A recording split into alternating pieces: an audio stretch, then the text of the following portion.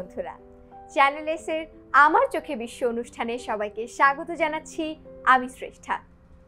বন্ধুরা, পাঠ্যপুস্তকে তো আমরা অনেক পড়াশোনা করি, আমরা বিদ্যালয়ে যাই, সেখানেও পড়াশোনা করি। আমি যদি বলি অনুষ্ঠানের মাধ্যমে পড়াশোনা করা যায়, হ্যাঁ বন্ধুরা, আমরা এই অনুষ্ঠানে বসেই পড়াশোনা করি। তাহলে আজকে আমাদের এই পর্বে হাজির হয়েছে আমার সাথেই আমার দুজন বন্ধু, ওয়াফি এবং অনন্ত। অনন্ত, তুমি কেমন আছো? এই তো শ্রেষ্ঠা, ভালো আছি। তুমি ভালো আছো? আমিও ভালো আছি। তোমাদের সাথে থাকলে তো আমার আরো ভালো লাগে, কারণ আমি অনেক ধরনের গল্প করতে পারি। আমার কিন্তু খুব গল্প করতে ভালো লাগে, আর গল্প যখন হয় তথ্যবহুল, তাহলে তো বিষয়টা আরো বেশি ভালো হয়ে যায়। তো ওয়াফি, তুমি কি পড়াশোনা কিছু করো নাকি সারাদিন মোবাইলে গেমসই খেলো? অবশ্যই পড়াশোনা তো করি আমি বাসায়। ওকে দেখে কিন্তু ফাঁকিবাজ মনে হয়, তাই না? আচ্ছা, যাই হোক, আমি তোমাদেরকে প্রথমেই একটা প্রশ্ন দিয়ে আজকের অনুষ্ঠান শুরু করব। প্রশ্নটা করলাম, আমাদের তো চাঁদ মামা একটা, তাই না? বলো তো, কোন গ্রহে চাঁদ মামা দুটো? মঙ্গল গ্রহে। রাইট। ও, ওয়াফি কিন্তু পড়াশোনা করে। তো মঙ্গল গ্রহের যে উপগ্রহ দুটো, ও দুটোর নাম কি? মঙ্গল গ্রহে দুটি চাঁদ, ফোবস ও দেমোস। ও, গ্রিক পুরাণের মতে ফোবস ও দেমোস হচ্ছে যুদ্ধ দেবতা মার্সের দুই সন্তান। মার্স মানে তো এটা তো মঙ্গল গ্রহের ইংরেজি নাম, তার মানে মার্স নামকরণ করা হয়েছে যুদ্ধ দেবতার নাম অনুসারে, তাই না? হ্যাঁ, রোমান যুদ্ধ দেবতার নাম অনুসারে এই গ্রহের নামকরণ করা হয়েছে। ও, এটা তো একটা লাল রঙের গ্রহ, তাই না? খুব সুন্দর। এবং এই লাল রঙের গ্রহটা কিন্তু আমাদের সৌরজগতের চতুর্থ গ্রহ, এবং এটি ভরে এবং আকারে সপ্তম গ্রহ। ঠিক তাই, এই গ্রহটি কিন্তু ফেরিক অক্সাইডের কারণে লাল দেখায়। ফেরিক অক্সাইড, তার মানে তো এটা একটা মরিচা জাতীয় পদার্থ। ওকে ওকে, বুঝেছি। আচ্ছা, কথার আগে একটা কাজ করি, একটা ভিডিও ক্লিপ দেখে আসি মার্স নিয়ে। চলো। এই যে, আমাদের সৌরজগতের চতুর্থ গ্রহ হচ্ছে মঙ্গল। পৃথিবী থেকে এই গ্রহটি লালচে দেখায়, এই কারণে একে অনেক সময় লাল গ্রহ বলা হয়। পৃথিবীর মতো মঙ্গল গ্রহে রয়েছে বায়ুমণ্ডল, রয়েছে পাহাড় পর্বত, আগ্নেয়গিরি, মরুভূমি ও মেরুদেশীয় বরফ। পৃথিবীর সঙ্গে মিল থাকলেও মঙ্গল গ্রহের অনেক বৈশিষ্ট্যই কিন্তু ভীষণ অদ্ভুত। এই যেমন ধরুন না, মঙ্গল গ্রহে সূর্যোদয় এবং সূর্যাস্তের রং কিন্তু নীল রঙের। মঙ্গলের বায়ুমণ্ডলে খুব অল্প মাত্রায় অক্সিজেন রয়েছে, এতটাই অল্প যে পৃথিবীতে একবার শ্বাসের সঙ্গে মানুষ যে পরিমাণ অক্সিজেন নেয়, মঙ্গল গ্রহে একই পরিমাণ অক্সিজেন নেয়ার জন্য কমপক্ষে 14,000 বার শ্বাস নিতে হবে। মঙ্গল গ্রহে কোনো তরল পদার্থ স্থায়ী হতে পারে না। এর কারণ হচ্ছে এ গ্রহে বায়ুর চাপ ও তাপমাত্রা খুবই কম, ফলে পানির অণুগুলো বাষ্প রূপে ছড়িয়ে পড়ে, নয়তো বরফ আকারে ধারণ করে। পৃথিবীর মতোই মঙ্গল গ্রহের 2 মেরুতে বরফ রয়েছে, কিন্তু এসব আসলে ড্রাই আইস বা শুষ্ক বরফ। মজার ব্যাপার হচ্ছে, প্রতি বসন্তকালে মঙ্গল গ্রহের মেরুদেশীয় বরফ কিন্তু উধাও হয়ে যায়। আসল ব্যাপারটি হচ্ছে, শুষ্ক কার্বন ডাই অক্সাইডের কঠিন রূপই হচ্ছে এই ড্রাই আইস।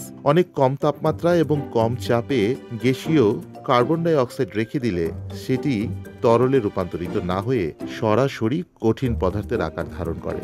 আর এই ড্রাই আইস গরম পরিবেশে তরল না হয়ে আবারও সরাসরি গ্যাসে পরিণত হয়, আর তাই বসন্তকালে এই বরফগুলো উধাও হয়ে যায়। প্রকাণ্ড আকৃতির বালুঝড় সংঘটিত হয় মঙ্গল গ্রহে। এসব বালুঝড়ের উচ্চতা 3 মাইল পর্যন্ত হয়। অন্যদিকে পৃথিবীর মতো মঙ্গল গ্রহেরও উপগ্রহ রয়েছে, তবে পৃথিবীর যেমন আছে চাঁদ, মঙ্গলের আছে ডেমস এবং ফোবস নামে 2টি উপগ্রহ। মজার ব্যাপার হচ্ছে কি, এই উপগ্রহগুলো আকৃতিতে এতই ছোট যে মঙ্গলের পৃষ্ঠ থেকে অনেক সময় এদেরকে দেখাই যায় না।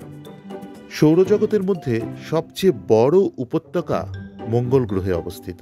এই উপত্যকা প্রায় 2500 মাইল জুড়ে বিস্তৃত। ভাবা যায়, 2500 মাইল জুড়ে একটি উপত্যকা। এমনকি সৌরজগতের সর্ববৃহৎ পাহাড়ও এই গ্রহে অবস্থিত। এই পাহাড়টার নাম হচ্ছে অলিম্পাস মন্স। পাহাড় আর উপত্যকার কথা তো বললাম, এই সৌরজগতের সর্ববৃহৎ গভীর যে গিরিখাতটি, সেটিও কিন্তু মঙ্গল গ্রহে অবস্থিত। মঙ্গল গ্রহের উপরিভাগের ত্বকের সবার উপরে রয়েছে পুরু ধূলিকণা, যার মূল উপাদান হচ্ছে আয়রন ডাই অক্সাইড। আর এ কারণেই মঙ্গলের এই উপরিভাগটিকে লালচে দেখা যায়। পৃথিবী থেকে মঙ্গল গ্রহকে লাল দেখালেও এর মাটিতে কিন্তু সোনালি, বাদামি, হলুদ, সবুজ সহ নানা রঙের উপাদান বিদ্যমান রয়েছে। অন্যদিকে পৃথিবীতে মঙ্গল গ্রহ থেকে আসা বেশ কিছু পাথরও কিন্তু রয়েছে। বড় আকৃতির উল্কা মঙ্গল গ্রহের পৃষ্ঠে আঘাতের ফলে সৃষ্ট বিস্ফোরণে এসব পাথর মহাশূন্যে চলে এসেছিল, যা পরবর্তীতে আমাদের পৃথিবীতে চলে এসেছে। ওয়াও, কি দারুণ না! আমার তো মনে হচ্ছে আমি এখনই মঙ্গল গ্রহে চলে যাই, কিন্তু এটা তো আর সম্ভব না। আচ্ছা, আমি আর অনন্তই তো শুধু কথা বলছি, ওয়াফির কি কিছু বলা নেই নাকি ওয়াফি কিছুই পারে না? আরে আছে। আচ্ছা, অনন্তকে একটা প্রশ্ন করি। আচ্ছা অনন্ত, তুমি কি জানো মঙ্গল গ্রহের একদিন কতক্ষণ স্থায়ী থাকে? না, আমি তো জানি না। তাহলে আমি বলি, মঙ্গল গ্রহের একদিন 24 ঘন্টা 37 মিনিটের হয়ে থাকে। এই সংখ্যাটা পৃথিবীর একদিনের সঙ্গে খুবই মিল। তবে মঙ্গল গ্রহের এক বছর পৃথিবীর এক বছরের চেয়ে 2 গুণ, 687 দিন। ও, 687 দিন তো অনেক দিন। তার মানে আমাদের যদি মঙ্গল গ্রহে থাকতে হতো তাহলে তো বার্থডে আমাদের 2 বছর পর পর আসতো, তাই না? এটা কেমন হতো না? আমরা তো তাহলে বার্থডে সেলিব্রেটই করতে পারতাম না। যাক ভালো, আমরা পৃথিবীতেই আছি, আমাদের 1 বছর পর পর বার্থডে আসে, এই মঙ্গল গ্রহে যাওয়ার দরকার নেই। আচ্ছা, মঙ্গল গ্রহে তো মনে করো আমি গেলাম, তখন সেখানকার আবহাওয়া কেমন হবে? মঙ্গল গ্রহের আবহাওয়া কিন্তু বেশ ঠান্ডা। সেখানে বিষুব অঞ্চলে মঙ্গল গ্রহের আবহাওয়া থাকে 20 ডিগ্রি সেলসিয়াস। ও, তাহলে তো সোয়েটার নিয়ে যেতে হবে, তাই না? কিন্তু সেখানে গিয়ে অনেক বেশি ঠান্ডা। তুমি যদি মেরু অঞ্চলে যাও সেখানে তাপমাত্রা হচ্ছে -140 ডিগ্রি সেলসিয়াস। -140 ডিগ্রি? সেখানে যাওয়া যাবে না। আহারে, আমার তো যাওয়ার খুব ইচ্ছা। মঙ্গল গ্রহে তো অনেক নভোচারী যায়, তাই না বলো? এবারে আমরা কি বিষয় নিয়ে আলোচনা করতে পারি বলো তো? মঙ্গল গ্রহে আর কি কি থাকে? আচ্ছা, তুমি কি জানো মঙ্গল গ্রহে সৌরজগতের সবচেয়ে বেশি পাহাড় আছে? ও, তাহলে তো ওখানে গেলে খালি পাহাড়েই চড়তে হয় নভোচারীদের, আর সেটা খুব কষ্ট হয়ে যায়, তাই না তাদের জন্য? না, একদমই না। তার কারণ পৃথিবীর মাধ্যাকর্ষণ শক্তির থেকে মঙ্গল গ্রহের মাধ্যাকর্ষণ শক্তি 3 গুণ কম। অর্থাৎ পৃথিবীতে তুমি লাফ দিলে যে উচ্চতায় যেতে পারবে, তুমি যদি মঙ্গল গ্রহে গিয়ে লাফ দাও তুমি তার থেকে 3 গুণ বেশি উঁচুতে উঠতে পারবে। তার মানে ওয়াফি তো সেখানে একদম দৌড়ে চলে যাবে, সেখানে গিয়ে সে লাফালাফি করবে, কারণ সেখানে আরো বেশি করে লাফাতে পারবে। তখন সে দেখবে, কবে দেখবে সে পালিয়ে গিয়েছে, স্কুল পালিয়ে সে কোথায় গিয়েছে? মঙ্গল গ্রহে চলে গিয়েছে, সেখানে গিয়ে সে লাফালাফি করবে, তাই না ওয়াফি? মঙ্গল গ্রহ নাকি মজার হবে। হ্যাঁ, ও আচ্ছা, ও কিন্তু মঙ্গল গ্রহ অনেক মজার হবে বলছে। সেখানে যাওয়া কিন্তু তার জন্য, সে নিজেকে মনে করে সে মঙ্গল গ্রহের বাসিন্দা হয়ে যাবে। তার মনে মনে কিন্তু সেটা একদম মানে চলাচল করছে যে হ্যাঁ, এখন আমি মঙ্গল গ্রহে চলে যাব। ও কিন্তু মনে মনে এটা ভাবছে এখন বসে বসে। কিন্তু মঙ্গল গ্রহে কিন্তু বেশ ঠান্ডা, বাংলাদেশের মতো নাতিশীতোষ্ণ না। সোয়েটার নিয়ে যেতে হবে না? সোয়েটার নিয়ে তো মনে হয় যাওয়া যাবে না, কারণ -140 ডিগ্রি ওরে বাবা রে, অনেক বেশি। তাহলে তো যাওয়া যাবে না। আচ্ছা, মঙ্গল গ্রহে তো শুনেছি বায়ুও হালকা থাকে, কার্বন ডাই অক্সাইডের পরিমাণ অনেক বেশি থাকে এবং অক্সিজেনও কম থাকে। তাহলে ওয়াফি তুমি কিভাবে অক্সিজেন ছাড়া বাঁচবে বলো তো? যাওয়া যাবে না সেখানে। এখন কিন্তু বলছে ও যাওয়া যাবে না, তবে সবসময় সিলিন্ডার নিয়ে ঘুরতে হবে। হ্যাঁ, নভোচারীরা কিন্তু সবসময় সিলিন্ডার নিয়ে ঘুরে। ওই যে আমরা টিভিতেও কিন্তু দেখতে পাচ্ছি, এই যে দেখেছো ওরা পিছনে একটা যন্ত্র নিয়ে যাচ্ছে। আচ্ছা, তুমি যদি বড় হয়ে কখনো নভোচারী হও, তখন তুমি কিন্তু সেখানে গিয়ে এরকম দেখে আসতে পারবে। ওয়াফির কি মনে হচ্ছে এখন নভোচারী হবে, অ্যাস্ট্রোনট হতে চাও? মঙ্গল গ্রহে যাব অবশ্যই মনে হচ্ছে সে বাসা থেকে কক্সবাজার যাবে, সেটা আসলে সে মনে করছে। হ্যাঁ, এমন একটা সময় কিন্তু আসবে পৃথিবীতে যখন আমাদের অনেক বেশি মডার্ন যুগ আসবে, তখন কিন্তু মানুষ কক্সবাজার যেমন আমরা ঘুরতে যাই, আমাদের কাছে কোনো ব্যাপার না, সে সময় কিন্তু মঙ্গল গ্রহে যাওয়া তাদের জন্য কোনো ধরনের ব্যাপার হবে না। তবে মঙ্গল গ্রহে কিন্তু পানির সন্ধান পাওয়া গিয়েছিল, এই ধরনের একটি ধারণা করা হয়, তাই না? ধারণা করা হয় যে আগে ছিল পানি, এখন শুকিয়ে গিয়েছে। এখন শুকিয়ে গেছে, এখন তো কোনো ধরনের পানি থাকে না। 2021 সালে নাসার মহাকাশযান মঙ্গল গ্রহের মাটিতে ফাটলে অবিশ্বাস্য একটি বিন্যাস দেখতে পেয়ে বলেছিল যে এটি পৃথিবীর মতোই ছিল। ও, এটি পৃথিবীর মতোই ছিল। তার মানে তো এটাতে অনেক ধরনের মানে পৃথিবীর মতো ছিল, তার মানে ওখানে পানি ছিল, অনেক কিছু ছিল, মাটিগুলো তার মানে আর্দ্র ছিল, তাই না? হ্যাঁ, আগের যে মঙ্গল গ্রহের কাদামাটি ছিল আর্দ্র। 2017 সালে এমন একটি শিলা আবিষ্কৃত হয়েছে যেটাতে এর প্রমাণ পাওয়া যায়। ও, তাই নাকি? যে মানে আগে এখানে পানি ছিল, এখন তো একদম শুষ্ক হয়ে গিয়েছে, একদম মানে শুকিয়ে খালি গিয়েছে। হ্যাঁ একদম ধুলাবালি শুধু, এখন তো কোনো মানে প্রাণ নেই, তাই না? হ্যাঁ, 2018 সালে বিজ্ঞানীরা মঙ্গল গ্রহের বায়ুমণ্ডলে মিথেনের উপস্থিতি খুঁজে পেয়েছে। ও, তার মানে তো এখানে প্রাণ ছিল, মানে মিথেন মিথেন তৈরি হয় তখনই যখন কার্বন টার্বন পোড়ানো হয়, তাই না? বা জৈব যৌগ থেকে আর কি। মিথেন কিন্তু এক ধরনের জৈব যৌগ, তো এটা তো আমরা জানি। তো জৈব যৌগ মানেই কিন্তু এখানে কিন্তু প্রাণ বিষয়টা আছে, তার মানে এখানে কিন্তু আগে প্রাণীও ছিল বা পৃথিবীর মতোই ছিল, তাই না? বিজ্ঞানীরা ধারণা করেন 3.5 বিলিয়ন বছর আগে এখানে হচ্ছে জৈব অণু থেকে একটি অগভীর হ্রদের সৃষ্টি হয়েছিল। হ্রদ, তার মানে পানি। আমরা তো মানে একদম মনে হচ্ছে এটা যেন পৃথিবী ছিল, কিন্তু কিছু একটা হয়েছিল মানে আমাদের মঙ্গল গ্রহের সাথে, যার কারণে সে কিন্তু এখন মানে একদম প্রাণহীন একটা হয়ে গিয়েছে, মানে একটা গ্রহ হয়ে গেছে, আমাদের পাশেরই গ্রহ। তবে পাশের গ্রহ হলেও এখানে যেতে কিন্তু প্রায় 5 বছর সময় লাগে। তোমরা জানো, আমি মঙ্গল গ্রহে, ও ওয়াফি প্রথমে চাচ্ছিল না যে মঙ্গল গ্রহে ঘুরতে যাবে, কিন্তু ওর 5 বছর সময় লাগবে সে মঙ্গল গ্রহে যেতে, আবার 5 বছর লাগবে পৃথিবীতে ফিরে আসতে। ওয়াফি, তুমি কি এখন যেতে চাও মঙ্গল গ্রহে? এখন আর যেতে চাই না। এখন আবার যেতে চায় না। তবে অনেক বিজ্ঞানীরা কিন্তু চেষ্টা করছে যে আমাদের এই মঙ্গল গ্রহে যাতে বসবাস করা যায়। এটা কিন্তু নাসা, আমাদের নাসা সবাই চেনো, আমিও চিনি, তোমরাও চেনো। তো নাসা কিন্তু চেষ্টা করছে যে আমরা যখন মানুষ যেন মঙ্গল গ্রহে থাকতে পারে। এই দেখো, চাঁদে যাওয়ারও কিন্তু অনেক ধরনের চেষ্টা রয়েছিল। ওই যে চাঁদে না জমি কিনে মানুষ, আমরা বিভিন্ন পেপারে টেপারে পড়েছি যে চাঁদে মানুষ জমি কেনে। ঠিক এমনই কিছুদিনের মধ্যেই নাসার বিজ্ঞানীরা একটা কি বলবো, একটা মিশনের মতো চালু করেছে। তারা কি করেছে জানো?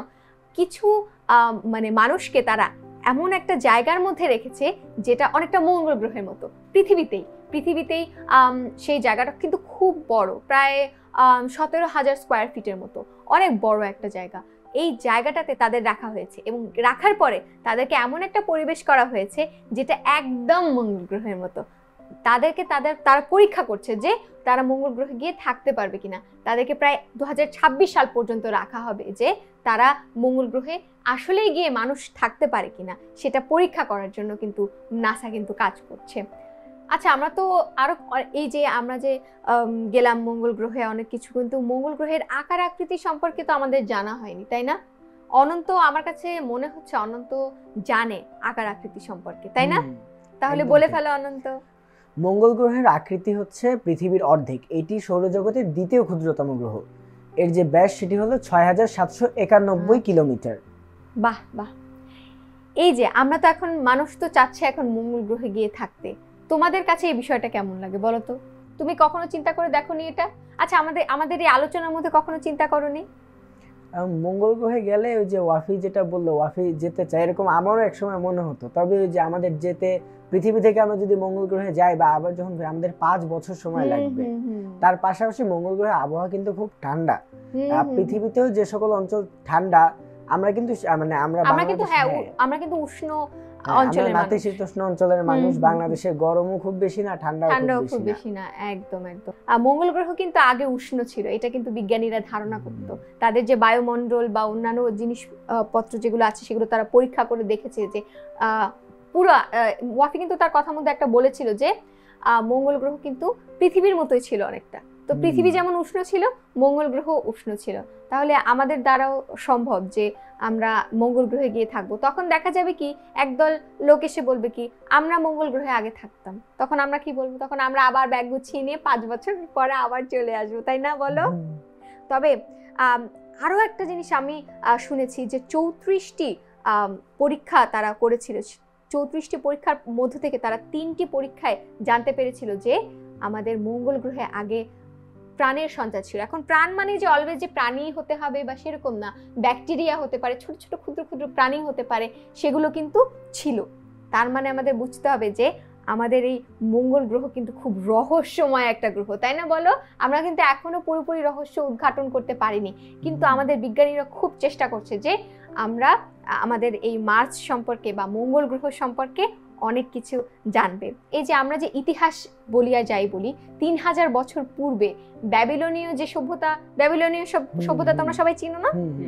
সেই সভ্যতায় এক ধরনের যে দেবতার কথা তোমরা বলেছো না, তারাও এক ধরনের দেবতাকে মানত এবং সেটা কিন্তু আমাদের মঙ্গল গ্রহকে মানত। তারা মঙ্গল গ্রহকে মেনে যুদ্ধ করতো। এই জন্য আমরা সবসময় বলি যুদ্ধ দেবতা, কারণ এটি লাল রঙের হয়। তো দেখে দেখে লাল লাল মানে আমাদের কাছে যুদ্ধ যুদ্ধ মনে হয়, তাই না? যুদ্ধে রক্তপাত ঘটে, এজন্য এটাকে কিন্তু তারা যুদ্ধ দেবতা সেভাবে তারা কি বলবো ওয়ার্শিপ করতো, উপাসনা করতো 3000 বছর আগে। কত আগে মানুষ, তাও জ্যোতির্বিজ্ঞানীরা কারা? যারা নিয়ে কাজ করে, যারা এই যে গ্রহ উপগ্রহ থেকে তারা অনেক কিছু বলে, যে অনেকে ভাগ্য গণনা করে যে গ্রহ উপগ্রহ থেকে, তোমরা এটা জানো?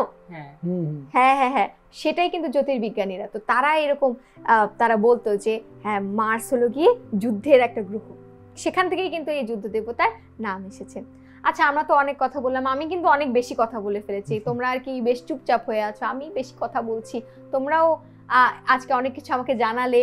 আমি কিন্তু ওয়াফির কাছে ভেবেছিলাম ওয়াফি আমাকে বলবে আমি কিছুই জানি না। ওয়াফি, আমি এখন মার্স চলে যাব, আমি এই জন্য এসেছি, আমি সবাইকে বলতে এসেছি যে আমি মার্সে যাব। কিন্তু সে কিন্তু মার্স সম্পর্কে আমাদেরকে অনেক কিছু জানিয়েছে, তাই না?